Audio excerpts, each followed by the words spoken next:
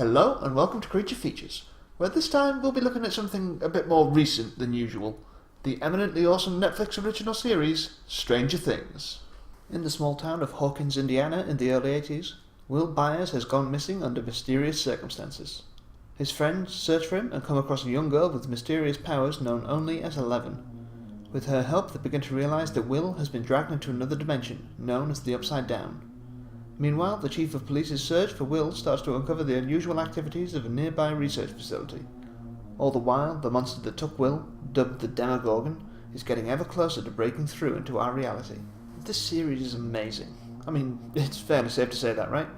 Pretty much everyone loved it. It was the breakout Netflix show of last year. Praised for its characters, story, atmosphere and writing, this was a downright hit.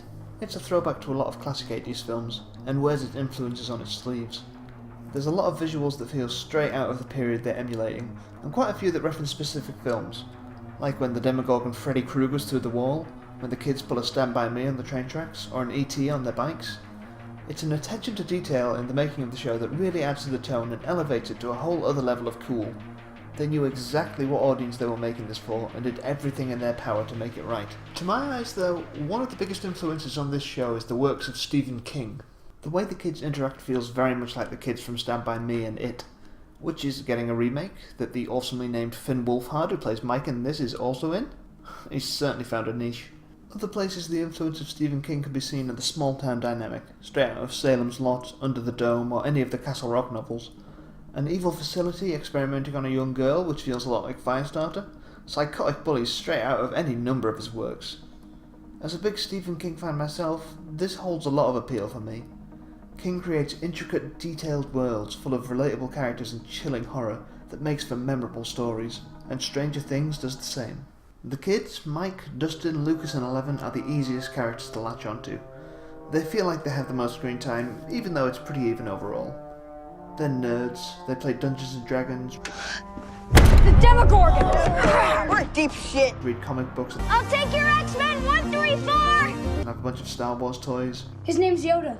He can use the Force to move things with his mind. This helps with getting them to appeal to the show's target audience. Dustin's my favourite. They never give up hope of finding Will and put themselves to extreme lengths to do it. But while it's easy to like their innocence and optimism, they all feel fully fleshed out and three-dimensional. They do sometimes lose hope and fight, just like normal kids. They run the full gamut of emotions. There's joy, anger, terror, telekinetic assault, the lot. But it's not just the kids. There's also Winona Ryder as Will's mother, Joyce, who starts receiving messages from Will and the Upside Down through her Christmas lights, leading to some of the most unusually appealing visuals of the show, and this simple, terrifying bit of spelling. How do I find you? What should I do?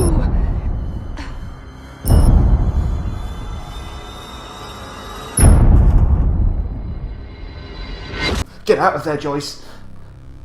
Sorry, I just get into it, you know. Then there's Hopper, the chief of police, who slowly uncovers the mystery of the facility. He's an embittered alcoholic who lost his daughter to cancer and tries to find redemption by saving Will. There's also Nancy, Jonathan and Steve. They're also involved. Oh, and Barb. She's... Barb. All these varied characters work wonderfully by themselves and complement each other excellently when they're brought together towards the end. Any show or movie rests on its characters. They're a product of the writers, actors and directors, a true collaboration, and Stranger Things gets them just right. But this show isn't called Human Features, so let's look at one of the coolest aspects of the series, the Demogorgon. Named after a monster from the kids' Dungeons and Dragons game, this creature is frighteningly tall, it has long claws on its hands, and its head opens like a flower. But like a scary flower. It works excellently as a monster because it has just the right touch of human shape mixed with the completely alien elements.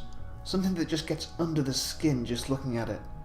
Helped out a lot by it actually being a man in a suit for as much as possible. It's always easy for something to have an effect on the audience when it's actually there. It was a genuine joy to watch the 8 episodes of the first series. It's an incredibly easy show to binge watch, and it sensibly has cold open so Netflix doesn't skip its sweet intro.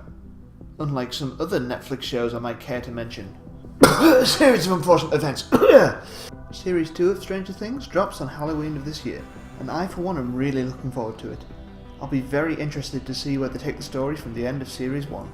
So, that's Series 1 of Stranger Things. It's a loving throwback made with modern sensibilities. It's one I would definitely recommend checking out on Netflix. It has great characters, a creepy monster, and it appeals to its target audience with a remarkable confidence. Go and give it a watch before the new series starts. And until next time, this has been Creature Features.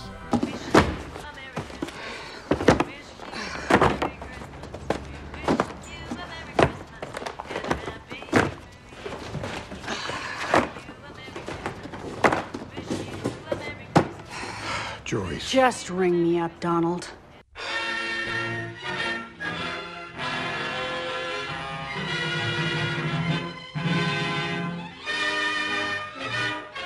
You just want like